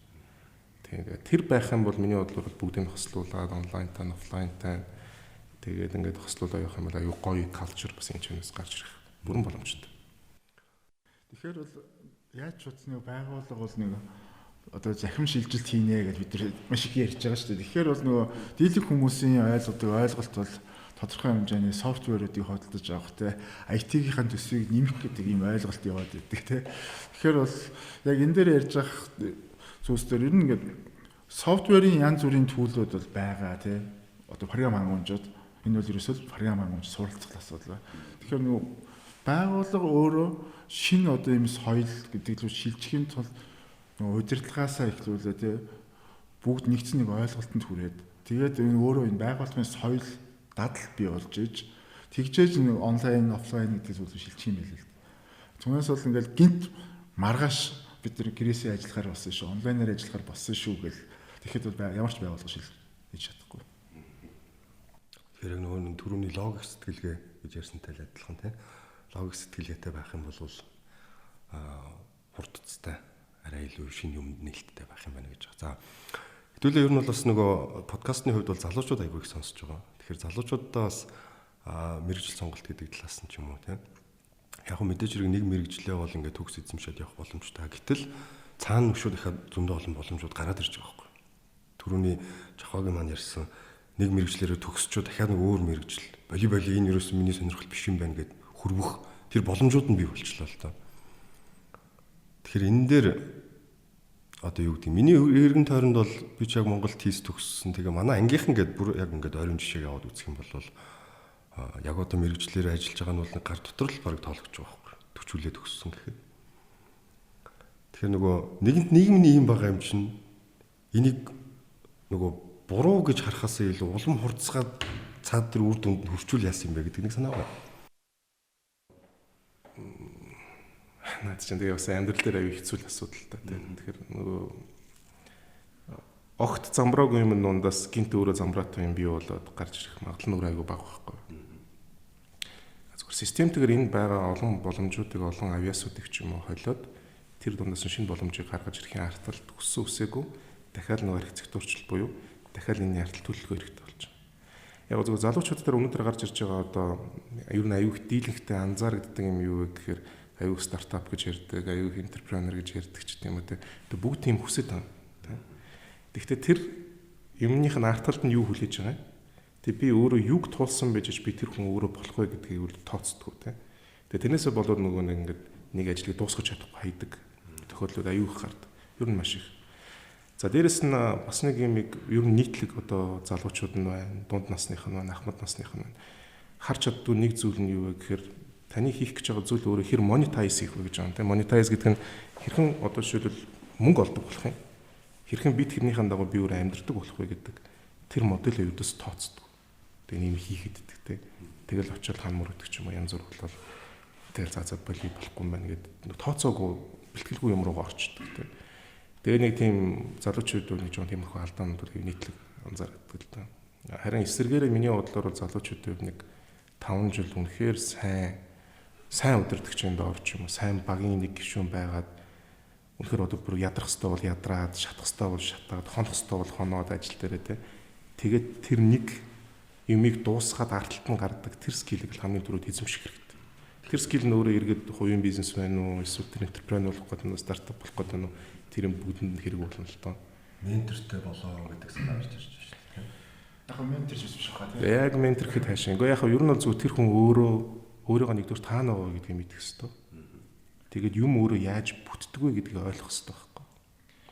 Ер нь дэлхийд даяарх одоо топ стартап компаниудын үүсгэн байгуулагч нарыг ингээд аваад үзэхэд ямар сургуулийнхан байж гинэ гэдэг ингээ хараад үзэхэд дандаа дэлхийн нэг топ сургууль төгсөгч нар л байлээ л дээ. Тэгээ ер нь бол нэг хэдэн мянга сая нэгтэл одоо сургуулийн хайдыг Билл Гейтс л гардыг юм шиг байгаа юм л дээ. Ер нь бол тийм тэрийг нэг онцолж бүр ингэж айдлайс хийж тэ. Энэ ингэсэн юм чинь би яагаад болохгүй гэж энэ тэгээд нөгөө хөрөнгө оруулагч нэг стартап бизнесүүд одоо явдаг хамгийн том хөрөнгө оруулагч гэдэг нэг том амин сүнс байна шүү дээ тий. Энэ амин сүнсийн хүмүүс ингээд юу чухалчилдаг вэ гэсэн төгссөн сургуулийн чухалчилдаг гэж. Яагаад гэсэн чинь ажлыг дуусгах чаддаг юм биш тий. Сурвалж сурсан шиг сураад төгсдөг юм байна. Тэгвэл сурч чаддгүй хүнийг бол одоо итгэж мөнгө өгнө гэдэг бол байдгүй юм байна гэж. Тэгэхээр бол нөгөө одоо энэ дээр хэлэгчийн хэлж байгаагаар ч гэсэн ерөөсөө л ажил хийвэл дуустал гэдэг нэг Монгол ардын зүйл үг гэдэг тийм. Яг энийг л одоо эзэмших систем болоо гэж би ойлгоод байдаг. Тэгэхээр гурлаа ер нь бол за DQ digital quotient гэж ийм ур чадвар ер нь өөрчлөлтөнд хэр хурдан тасан зохицох уу? Яаж хэрхэн ур чадвар болох уу гэж ярьж байна. Тэгээ ийм байдаг тийм байдаг гэдэг байгаа. Гэтэл яг энэ ур чадварыг ер нь амьдрал дээр хүн яаж олж авд юм бэ? Ямар аргачлал байх ёстой вэ энэ дээр? Ур чадварыг олж авдаг хэд хэдэн төрлийн аргачлал байгаа тийм ээ. Одоо тэгэхээр хэдүүл ингээд аргачлал гэдэг маань өөрөө ингээд нэг бусад хүмүүсүүдийн хэрэглээд амжилттай болсон техник хүч шүү дээ тийм ээ. За магадгүй эхлээд хамгийн түрүүнд өөрийгөө шинжлэх хэрэгтэй байна. Би ямар зүйл дээр даваа талтай юм бэ гэдэг. За яг хуу янз бүрийн одоо нэг хувь хүний судалгааны одоо ур чадварын асуулга гэдэг янз бүрийн интернетээр бол байдаг. Зүгээр хамгийн энгийн ямар ч гарын доорх материалаар өөртөө билүү хийх болсон одоо зүйлс бол SWOT шинжилгээ гэдэг. Бид нар ямарваа нэгэн бизнес хийх гэж байна гэх юм бол давуу болон сул талын шинжилгээ гэж хэлдэг тийм ээ. Тэгэхээр миний давуу тал юу юм бэ? Магадгүй одоо гурлан яриа сууж ин тийм ээ. Тэгэхээр би бол одоо дор бүрний SWOT-ыг хийгээд бүр дадал болцсон хүн л дээ. Тэгэх юм бол за би мэндэгээс ч юм бол ийм юмараа давуу штэ. Ачаагаас ч юм бол дурталгаараа давуу штэ гэдэг би л үжи тооцсон байдаг. За магадгүй би гурлаа нэг компани дээр нэг ажил олгогч дээр очиод би ажлын байран дээр орох гэж байна гэж бодох юм бол би миний сул тал юу юм бэ? Би юугаар ялгал хийх юм бэ гэдэг би боддог бол гэсэн.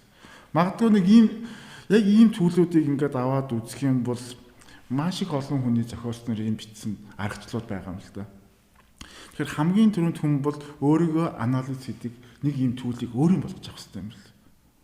За би өөрийнхөө нэг ашигладаг төлөвлөө ирэхэд нь ярьлаа гэтэл би энэ төлөвийг сонгож авахын тулд би маш их олон багжуудыг өөрийгөө үнэлдэг юм багжуудыг ашиглаж үзсэн өөртөө. Зарим нь таарсан, зарим нь таарахгүй байсан. Тэгэхээр бол энийг бол аваад үзчихмээр юм бэл. За хоёр дахь бол нөгөө сургалтын арга зүй тий. Хүнд нөгөө сургалтын одоо сурдаг хид хидэн хэлбэр байдаг тийм ээ. Та нар сайн анзаарах юм бол бусдын юмыг хийж байгааг хараад сурдаг хүмүүс байдаг. Тэгэхээр харддаг юм бол хин хаана сайн хийж тэрийг хард тийм ээ. Зарим хүмүүс уншаас ордог, илүү ном уншдаг. Тэгэх юм бол ном унш тий. Магадгүй зарим хүн үйлдэнгээ суралцдаг. Одоо ялангуяа манай GC-ийн зарчим бол үйлдэнгээ суралцах гэдэг тийм ээ. Тэгэхээр бас нэг сургалтын арга хэлбэр байна. Магадгүй үйлдэнгээ суралцдаг бол манай GC-д ороорой гэдэг ч юм уу. Тэгэхээр өөрийнхөө суралцдаг арга техникээ тодорхойлоо. Тэгээд тэрүүгээр хичээлээ гэсэн. Ер нь бол яг сүүлийн үеийн одоо гадны зөвлөх одоо менторууд, коуч нарын хувьд хэлэхэд энэ гурван аргачлалыг гурвангийн аль болох эзэмшээрэй гэдэг зүйлсийг хэлээд байгаа. Тэгэхээр бол магадгүй та оюутны шинээр сууж байгаа л их сонсоод ч юм багшийн яриаг ойлгож сур. Ном уншаад ч ойлгоод сурчих. Тэгээ өөрөө бас нөгөө лабораторийн ажилд ороод, семинарын ажилд ороод гэсэн суралцаа сурч. Тэг энэ бүгдээс суралцах арга техникээ сонгож аваарай гэж би бол хөвдө зөвлөдөг. Тэгэхээр өөрөө өөртөө ажиллах хэрэгтэй гэж байгаа тийм. Ер нь бол нөгөө сурах арга барил гэдэг тэгэхээр дотроо хамгийн энгийн загварчил нь нэг бол хардаг, нэг бол сонсдог. Тэгээ энэ цаашаа задлахаар фарк загварчлага 4 төрөлттэй болчдөг, 7 төрөлттэй, 8 төрөлттэй гэдэг. Тэгэхээр энэ болгоноор өөрийгөө ингээд наривчлаа тодорхойлчих юм бол эргээд шинэ юм сурахд илүү амар болно гэдэг ойлголт явж байна. Энэ дээр нэг юм байна. Зорилго аягүй чухал. Зорилго байгаад хүрэх газар чинь ч юм хүрэх цэг чи өөрөө тодорхой байх юм бол хүн төр цэгт хүрэхин тулд өөрөө хэрэгслүүд хүн өөрөө сонгох хэрэгтэй. Эсвэл байгаа хэрэгслүүд дундаа хүн өөрөө одоо юу гэдэг одоо цогцож хийх хэрэгтэй. За зүгээр аягүй энгийн жишээ авал та тий. Би одоо юу гэдэг social influencer болмоор байна. Наацхийн асуудал одоо TikTok-ыг ашиглах хэрэгтэй, сурах хэрэгтэй болж байна. Гэрлээ тохируулж сурах хэрэгтэй болж байна тий. Хаан зогсохгүй аль өнцгөөс юу ярих уу, хэдэн минут ярих уу, өнцгөө олох хэрэгтэй болж байна. Тэгээд юу гэдэг би яг өөрийнхөө нэг бичлэг хийх гэж байгаа бол би эхний 1 минутанд ч юм уу 30 секундэд би мессеж өгөхгүй тий. Аудиенсаа би уудаахгүй гэдэг энэ хэрэгцээ ч өөрөө гараад ирж байгаа байхгүй. Хэрэгцээ нь өөрөө гараад ирж байгаа учраас тэрэнд тохирсон нүн скилүүдээ тэгээд тэрэнд тохирсон өөрийнхөө хэрэгслүүдийг хүн сонгоод тэгээд тэрний хардтал гараад ирж болж байгаа.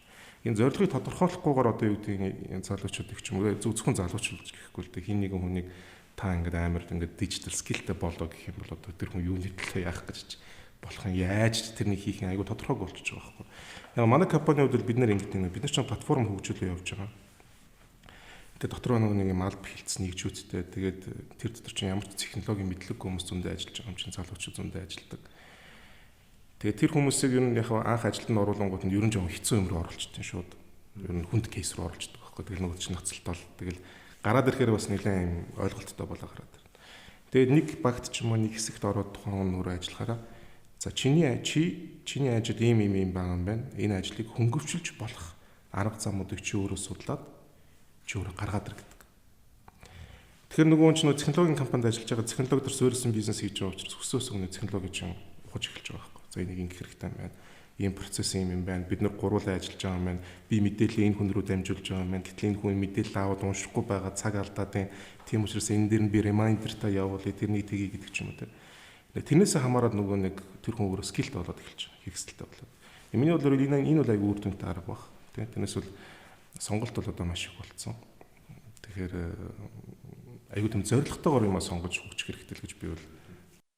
Тэгэхээр одоо ингээд сая та хоёрын яриан дээрээс бол сонголт аягүй их байгаа гэдэг юм ингээд хоёулан дээр нь гарч ирлээ л дээ. Тэгэхээр асар их мэдээллүүд ингээд яваад байгаа. Гэтэл тэр дундуур нэг шүүлт хийн гэдэг ойлголт байгаа шүү дээ.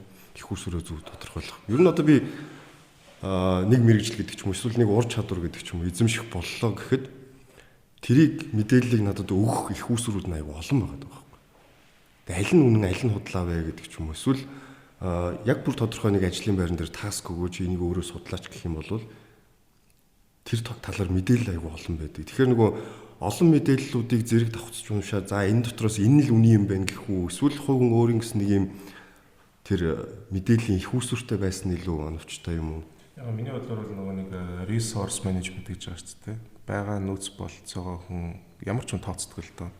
Надад хэрэг мөнгө байгаа, надад хэрэг цаг байгаа, надад ямар баг байгаа, ямар төхөөрөмж байгаа ч тийм үү те. Хүн ер нь ямар ч хүн яг тэр байгаа нөгөө нөөц болцсон дээрээс суурилж угаасаа өөрөө шийдвэр гаргаж эхэлдэг. Надад аюух мөнгө байгаа бол би заавал ч одоо жишээл юу гэдэг амар хүнд олон юмыг хольж өөртөө хэрэгцээтэй хэрэгслээ гаргаж байхгүй байхгүй. Хэрвээ байхгүй бол тэгвэл яах вэ? Тэгвэл би өөр арга зам бодож эхэлчих гэсэн үг шүү дээ. Яаж ч хамаатан садан байна гэж харж шүү дээ. Тэгэж шүү дээ. Таныг мэддэг юу байгаа лээ гэж. Таныг мэддэг манай хамаатан садны ах эгч нар чи хаана ажилладаг вэ гэж харж шүү дээ. За энэ бол жоохон яригаа шүү дээ тийм ээ. Тэгэхээр яг одоо энэ ч нөгөө хамгийн гол нь тэр мэдээллийн их усруу гэдэг юм л да. Би болохоор ямар нэгэн мэдлэг авахын тулд эхлээд нэг ерөнхий ойлголтыг бол за Википедиас авдаг гэдэг ч юм. За тэгээд тодорхой нэг ур чадвар эзэмших ёстой, тодорхой нэг тэр сэдвийн хүрээнд ингээ нэг ойлголттой болох ёстой гэх юм бол хамгийн түрүүний ханддаг л их усрын тэр байна л да. Гэтэл нөгөө нэг их усрыг чинь хор ертөнцийн бөмбөрцгийн нөгөө талд сууж байгаа нэг хүн бичиж оруулаад тэгэл тэрийг нь хин чинь аппрув хийгээл дарчдаг, орчдөг тийм. Тэгэхээр нөгөө энэ асар их мэдээлэлтэй үед тэр зүйл боддоо үнэн үү үгүй юу гэдгийг ер нь яаж мэдэх юм? Яг над чи өөрөө ийм асуудал таахгүй. Яг цаанаас нь шаблон шиг ингээд зураад та тийм бизнес хийх гэж байгаа эсвэл тийм хөгжүүлэх гэж байгаа бол та энийг ашиглах гэсэн юм бол байхгүй шүү дээ. Хааж байхгүй. Технологиор нь өөрөө маш их үлдсэн тий. Харилцаа холбооны их болчихсон. Тэгэхээр тэр одоо зорилгыг ардталтан гарах сонголтыг тухайн өөрөө л хийдэг л байх хэрэгтэй. Зүгээр зөвлөмж бол байж болно. Энийг ашиглах юм бол тэгнь энэ нэгээрээ даваа талтай энэ сул талтай. Тэгээ ер нь бол хүн өөрөө л аюух судалгаа хийх хэрэгтэй л дээ. Судалгаа хийж юм ухаж үзэж харж бодож харьцуулж тэгээ хийж үзэж л ойлгоно. Өөр сонголт юм байхгүй дээ. Бидний бүгднгийнх нь байхгүй. За яг Microsoft Word, Microsoft Excel-ийг үлдээлэх хүн төрлөختөн за энэ бол одоо хамгийн best option юм байна гэдэг нь нотолчлоо шүү дээ тийм учраас тэрнийг дахиж судлаад энэс өөр ямар програм хамж байдаг юм болоо гэдэг хүн хайгаад яваад байл аягүй тэнэг байхгүй хугацаа алдчихж байгаа юм те бүтэмжээ багасчихж байгаа. Гэтэл өөр юм хийх гээд орж байгаа бол тэрэн дээр судлаа хийхээс гарах байх. Тэгээд програмаас төгшөрөхөөр Excel ч гэдэг нэр тэмээ байдаг шүү дээ мэдсэн үү? Excel дээр юу гэж юу хийж болдог гэдэг. Excel амар програм юм бол тээ. Зурж болоод байгаа юм. Бас нэг ийм ойлголт байгаа юм л та. Одоо За би зүгээр нэг энгийн жишээн дээр ярив. Гэхдээ кейс нь юу вэ гэхээр миний хувьд амьдралд хизэж тохиолдож байгаа нэг юм юу вэ гэхээр толгой өвдөх. Тэ? Зүгээр ингээд төсөөлөд үзлээ гэхэд за огт толгой өвдөж байгаа. Гэтэл нэг өдөр ингээд толгой амар өвдөд эхэллээ л дээ. Тэглээ гэхэд найзаасаа асуух уу? Хиндийн ойр байгаа хүнээс асуух уу? Эсвэл интернет рүү орж өөрөө мэдээлэл авах уу? Энэ аргачлалуудын хувьд аль нь илүү оновчтой вэ гэдэг ч юм уу тийм. Яа заавалчгийн нэг нь яг байх хэрэгтэй. Тэгээд за мэдээч хэрэг хажууд нэг асуух хүн байхгүй болвол интернет рүү орлоо. Миний толгой өвдөд байна гэдэг асуултыг хинээс асуух вэ? Яг интернет байгаа мэдээлэл бүгд бас 100% баталгаатай гэсэн үг биш. Википедиа дээр байгаа мэдээлэл ч 100% коррект биш байхгүй.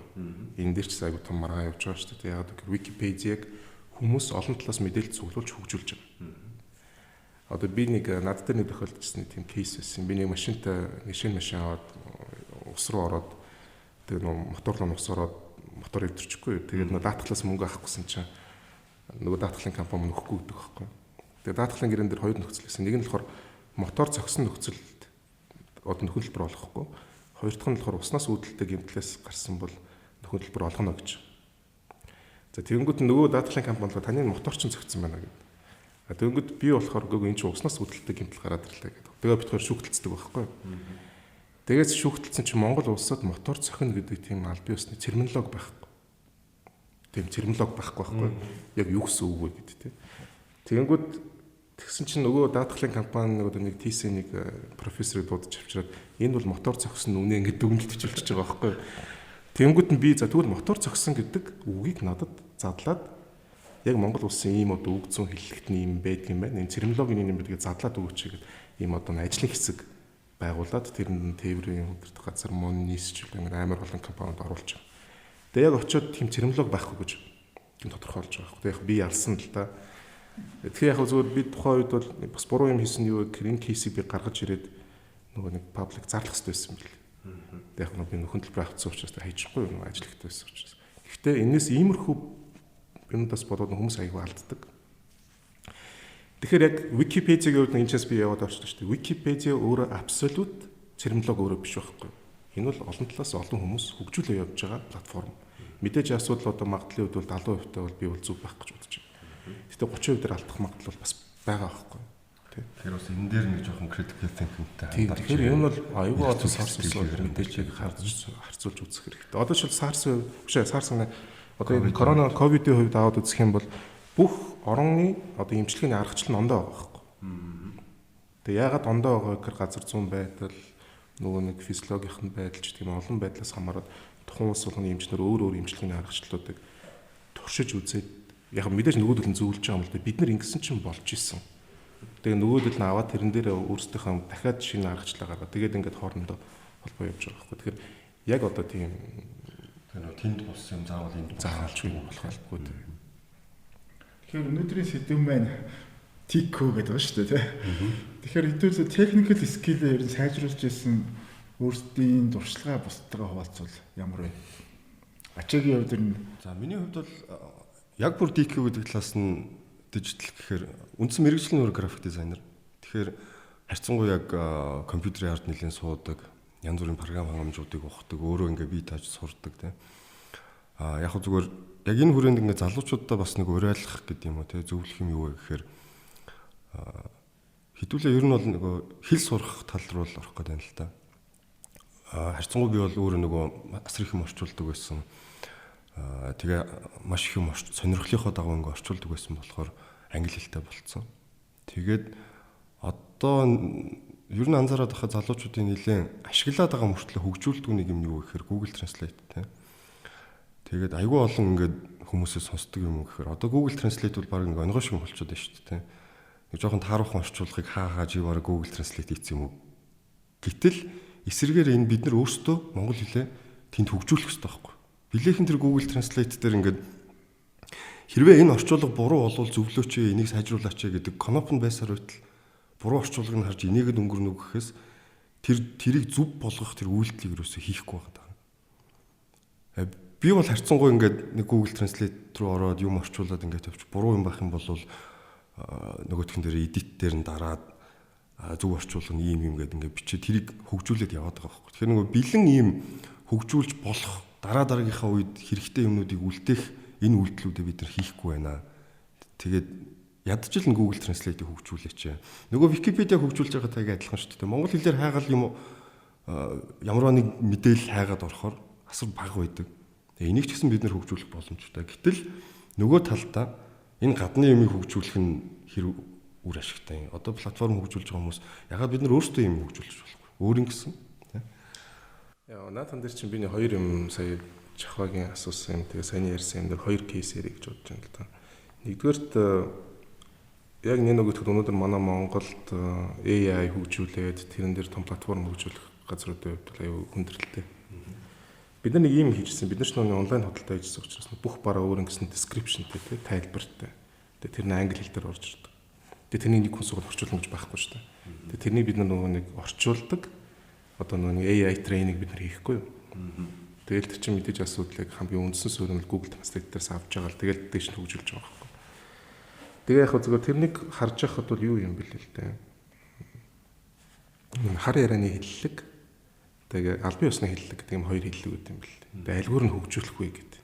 Тэгэхээр нэг хэрэглэгч аль нь илүү ойлгох уу гэдэг те. Бас дараагийн асуудал гарч ирж байгаа байхгүй. Тэгээ бид нар ярьж байгаа яг нөгөө энгийн ярианы хэллэг талаас нь бид нар хөгжүүлчихсэн байхгүй. Хүн одоо нэг ийм үг байгаа даа шүү дээ. Жишээлбэл одоо банзал гэдэг үг байна те. Энэ бол эмхтэй хүний одоо хувцас те. Тэгэхдээ бид нар бол амьдрал дээр бол тэр үгийг бид нар юп гэдээ ашиглаас орсон байхгүй орс. Тэгээ яриан дундаа бол жишээлбэл тэр банзал чи ямар үнэтэй вэ гэж асуудаг. Тэр юп ямар үнэтэй вэ гэж асуудаг байхгүй. Тэрнтэй ижлэн бид нар систем дээр тэгвэл бид нар энэ хайлтан дээр яаж одоо юп авахыг хүсэж байгаа хүнийг олж мэдэж тэр хүнд бид нар тэр бараагийн санал болгодог вэ гэдэг ийм кейс бид нар тулахгүй. Тэгээ энэс ч үүдээд аягүй сонирхолтой кейсүүд гарч ирж байгаа. Яг нь саяны ээлж зүйл. Төрөний Жохогийн хэлсэн юм дээр бол яг миний амьдралд тулж ирсэн гэх юм бол барилгын би бас барилга барьж ирсэн л да. Тэгээ нэг барилга барихаар нөгөө нэг инженер хүн биш учраас туслан гүйцэтгэгч хүмүүстэй аягүй олон газрууд монжуулж гаддаг. Тэхийн тулд нөгөө нэг барилга одоо нөгөө нэг уншиж чаддаг болж байгаа, зураг уншдаг болж байгаа тийм хийцлийг ойлгох хэрэгтэй болж байгаа ингээд. Тэгээ тийш нэлээд орж ухаж ирсэн. Тэгээ сүүлд нь бол ингээд ямар ч баргийн өөрчлөлт нөгөө нэг яаж ч мангарт болох бараг боломжгүй болж гарч ирж байгаа байхгүй. Тэгжээж за энэ барилга бол тийм. Тэгээ яг энийг зүгээр нөгөө нэг монжуулахгүй гэж бодож хийсэн юм маань сүүлдээ ямар ч барилгыг хараа за энэ барилгын өртгөн тэд тиймэрхүү өртгөр боссон байна, тийм алдаа гарсан байна, энийг ингэсэн байна, энэ багнатыг шилжүүлчихгүй яадаг гэх тийм харж уншдаг болчихлоо юм л та. Тэр энэ бол миний хувьд л тийм кейс. Сая хэлний хувьд бол дахиад яг амьдрал дээр нэ саяны имиж хийгээд гараад ирэхээр яг саяны имижний хэлсэн шиг айгүй олон асуудал тулгарна. Энэ нүүрүү юу гэхээр улсаараа бид нар нөгөө нэг юг бид нар тогтоогүй. Одоо тийм стандарт гэдэг юм уу ердөөсөө бид нар тогтож гарч ирээгүй тийм. Тэгээ одоо ч тийм. Хаачан бүр юу ярьж байна. Яаж өөрийгөө хөгжүүлсэн бэ гэж асуусан чи яаж компьютерийг сургасан бэ гэж хариулж байна. Тэгээд next level ярьж байна.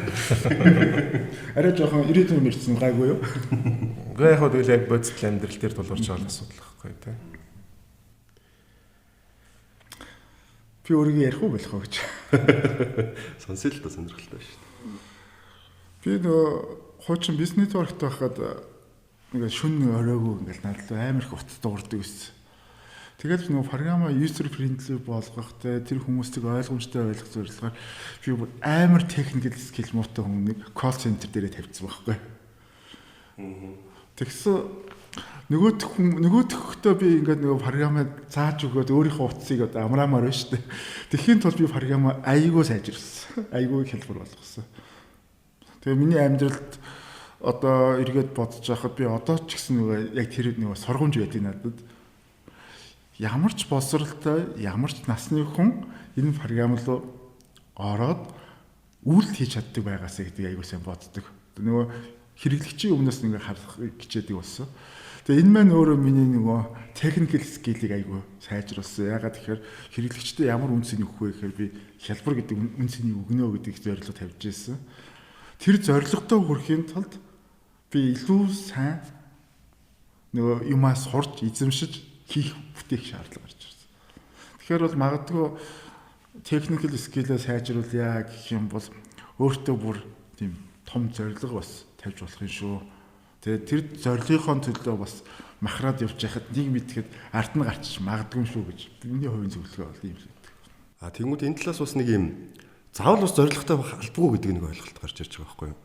Одоо нөгөө Стив Джобсын Stay Hungry Stay Foolish гэдэг ихтгэл дээр нэг тийм гардаг шүү дээ.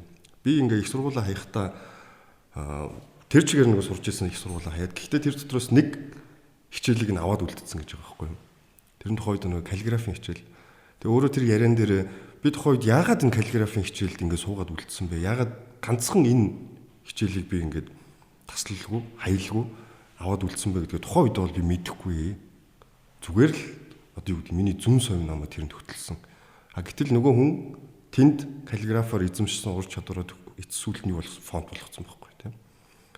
Нөгөө компьютероо хөгжүүлээд ер нь фонт гэдэг ойлголтыг, үсгийн фонт гэдэг ойлголтыг тэндээс уг өгшилтэй гэж үздэг. Тэгэхээр нөгөө таны өнөөдөр хийж байгаа зорилгогүй ч хамаагүй ямар нэг хийж байгаа үйлдэл ирээдүйд тань хэрэг болно гэдэг бас нэг юм ойлголт байгаа. Энэ дээр би нэг Монголд төрдөөсөө би за ихэд олон спикеруудыг сонсч үзсэн. Нэгч бараг газар сонсож байгаагүй дээ. Нэг юм тустай ойлголт байгаа. Тэр юу гэхээр destined гэж байна тий. Хувь тавилан. Тэгэхээр бид нар нөгөө нэг одоо жишээл юмыг юу гэж хараад байгаа гэхээр би амар Стив Джобс шиг болмоор байна. Стив Джобс шиг мундаг хүн болмоор, Стив Джобс шиг баян болмоор гэдэг. Гэтэ Стив Джобс гэдэг хүн өөрөө яг тэр Apple гэдэг брендийг гаргаж ирээд дэлхийд тэр инновацийг авчрахад өөрөө цаанаас юм тестэнтэй зориулагдсан хүн байсан баг. Магадгүй тэр хүн өөрөө ч тэрнийг ойлгоогүй. Манай хүний өөрийнх нь тэр лекс дээр ярьдаг шүү дээ connecting dots гэдэг шүү дээ. Миний амьдрал болж ирсэн бүх мөч чуулганыг би хооронд нь эргээд харахад бүгд хоорондоо уялдаа холбоотой байсан юм байна гэж. Тэрнтэй ижилхэн Монголд бид нэр ярьдгүй зүйл нь юу гэхээр би одоо жишээл магадгүй би эмч мэрэгчлээ байж байгаа шал өөр ажил хийгээ явсан бол яагаад би энэ ажлыг хийгээд тэг энэ миний хийсэн ажиллаараа би бусдад ийм юм авчрах хувь тавилантай те destined тийм болоо гэж би хүн өдөөсөө бид нар бодож үздэг. Эцсийн үр дүнгээ яриад байдаг те нэг юм материалын зүйлийг ийм юм би тийм юмтай болчмоор байна гэж яриад байдаг. Гэтэл яг энэ дэлхийд дээр энэ агуу том бүтээлүүдийг хийсэн хүмүүсийг харах юм бол гол юм нь өдөөсөө тэр эцсийн яг материалын үр дүн биш яг тэр амьдралынх нь хувь тавилангийн тэр зорилго нэсэн байхгүй. Зарим нэг нь ойлгосон, зарим нэг нь сүулт ойлгосон. Одоо жишээлбэл Jack Welch-ийн хувьд те домог болсон CEO-гийн хувьд бол General Electric-аас өөрөө гарах гэжсэн юм шүү дээ.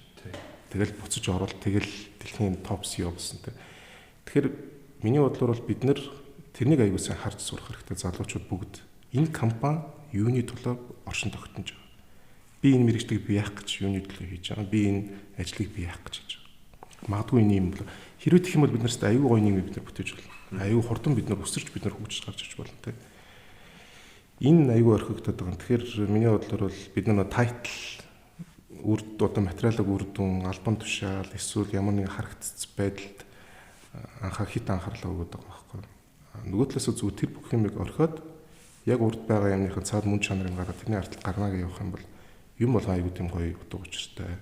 Эргээд харахад Steve Jobs хэлсэн шиг тэ вау гэж бодохоор бас тийм нөгөө starts with why гэдэг шиг тийм яг яагаад гэдэг тэр уг зорилго уг үндсэнээ зөв тодорхойлоод тэр нэг кейс хэлчих Shopee-ийн нэг айгаа тийм санамсаргүй бид нэр эхэлчихсэн л та. Тэгэл дунд нь зүгээр болчмоор үйл зүйнд байсан. Ингээ би ч одоо өөр бизнес хийжсэн тийм орлоготой байсан. Яагаад би ингээд тийм стартап болоод ингээд тийм зовлонтой амьдрал сонгоч байгаа гэдэг. Тэгээ маш олон удаа энийг ингээд болчмоор санагдчихсан. За ямар ч л байсан энийг хийгээд үзье. За энийх нь ард гараа. Хэрэв болохгүй бол болиё. Хэрэв болж ивэл би цааш яваа гэдэг ч юм уу. Тэгэл нөгөөхнийхээ ардаас ингээд яг тэгж бодцохоор хүний тархичуур амарчж байгаа байхгүй. За гэдэг. Тэгэл нөгөө юм хийгээл ардталтан гараад ирэнгүүт дараагийн ингээд үд хаалга нэгддэг те. Дараагийн ингээд юмуд нэгддэг. Тэгэл дахиад цааш явдаг. Тэгээд миний бодлоор бол яг тэгж бодож юм руу орох юм бол аюу сонирхолтой, аюу тийм гоё түүхийг бүтээж. Тэгээд тэр нь өөрөө бусад хүмүүсийн үлгэр жишээ болж гарч ирэх байх л та. Тэгэхээр за ер нь бол ингээд мундаг хүмүүстэй ярилцаад суувал цаг хугацаач бүр харамсан сум шиг өнгөрч байна. Хэдүүлэнгийнх нь хугацаа бас нэлээд дуусгах төгсөж байна. Төгсгөлд нь одоо ер нь бол хэдүүлээ юу гэдэг нь Монгол улсын хөгжлийн гарц нь өөрөө DQ одоо энэ ур чадвар. Ер нь бол энэ дижитал 90 гэдэг байгаа энэ платформ хөгжүүлэлт байна уу? Ерөөсөө энэ мэдээллийн технологийн ачаар Монгол улс дэлхийн нийтийн хөгжилтийн хүл нийлүүлэх боломжтой юу? Боломжтой бол хэр хурдан? Яг хөө миний бодлоор юмыг аягүй бодтой бид нар харах хэрэгтэй байна. Тийм. Мянган хүнтэй аягүй чадварлаг багийг бид нар дотооддоос бүрдүүлээд тэр багаараа бид нар одоо дэлхийн том улс орнууд руу бид нар том ажлуудыг жишээлбэл эсвэл гүйцэтгэх юм бол боломжтой. Энэ бол бид нар маш олон 100 сая долларын тухай магадгүй тэрбум долларын тухай бид нар ярина. Яг тэгэхээр цаад энэ үйлчлэгийн цаад газраа хэрэгтэй учраас бид нар тэрнийг үзүүлчихэж байгаа байхгүй. Ингэж загварчлах юм бол боломжтой. Яг одооны байгаа энэ нөгөө тархаа байдлаараа бид нар хэрэг загварчлаад гарч ирээд тэгээ тэр компани дэлхийд гарч ирээд ингээл бүхнийг өөрчлөнгөл энэ маш хэцүү. Маш хэцүү. Жишээл Facebook ч юм уу Google энэ компаниудын хувьд фаундерууд нь мундаг. Гэхдээ энэ компаниудын чинь мэрэгжлийн хүмүүс нь барьж аваад үлгэдэж аваад дараагийн стейшн гаргацсан байхгүй. Alibaba ч ялгаа байхгүй. Зүгээр бид нар тэгж нэгдэж ингэ загварчилж чадах юм бол энэ боломжтой. Тэгэхгүй бол боломжгүй. Зүгээр хамгийн ойрхон эдийн засагт бид нар уул уурхай ашиглах хэрэгтэй. Уул уурхайг бол бид нар одоо өгөөсгөчл ямар ч боломж байхгүй. Уул уурхай бид нарыг өнөөдөр авч гарч чадна. Харин зүгээр тэнцээс гарч иж байгаа капиталыг бид хэрхэн зөв зохицуулах вэ гэдэг л дараагийн асуудал байна. Энийг бол ер нь маргаадах ч юм уу нэгэн бодох шаардлагагүй тийм маш ойлгомжтой. За миний хувьд яг өнөөдрийн ярилцлагын төгсгөлд бодоход би 100% итгэлтэй байдаг. Яагаад тэгэхээр миний итгэл төрж исэн тохиолдолд өнгөрсөн жил нэг GSI World Congress Эстониос тассан.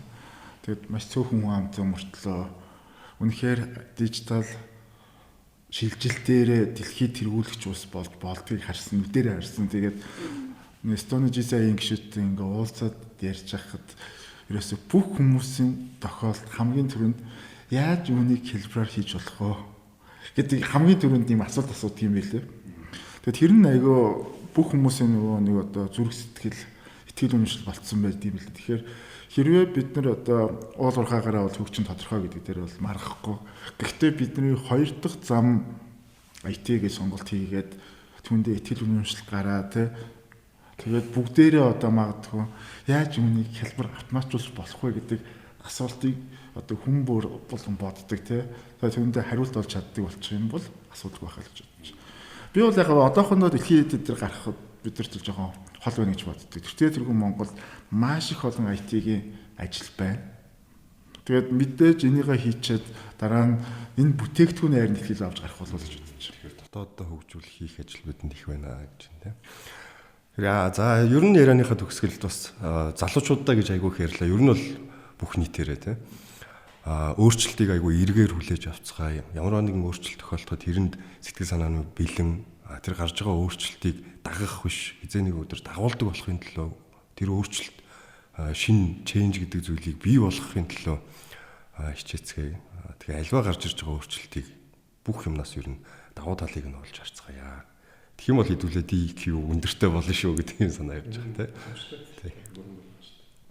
За баярлаа. За баярлалаа.